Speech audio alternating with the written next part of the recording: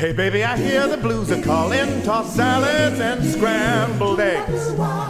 Hey guys, welcome back to Binging with Freyt. Today we're going to be making the highly revered Texas Turtle Burger. So to start, we're going to take 3 hot dogs and slice them in half. Then on 4 of these pieces, go ahead and make 2 small slices on the ends. These are going to be our turtle toes. Once we're done with that, we're going to take our beef and start kneading it so that it becomes cohesive. I'm going to season that with pepper and kosher salt.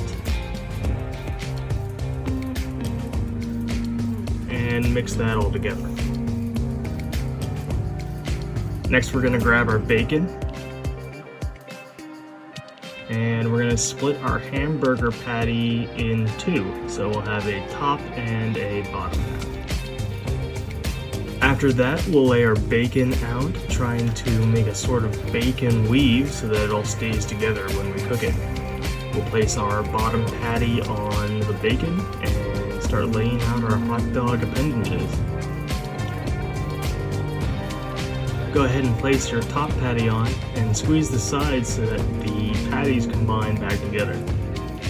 Then place your slice of American cheese on top and wrap your turtle.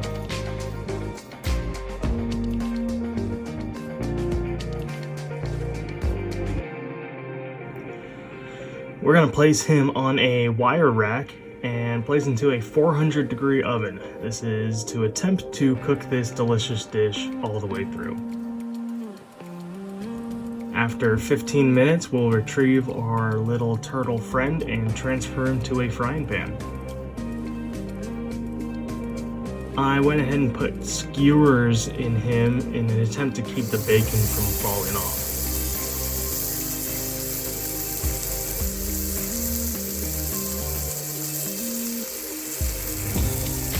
Okay, after a few minutes of cooking, we're going to flip. Look at that crust. Alright, after much anticipation, our Texas Turtle Burger is done and we can place them on a sesame seed bun. And get ready for the cross section.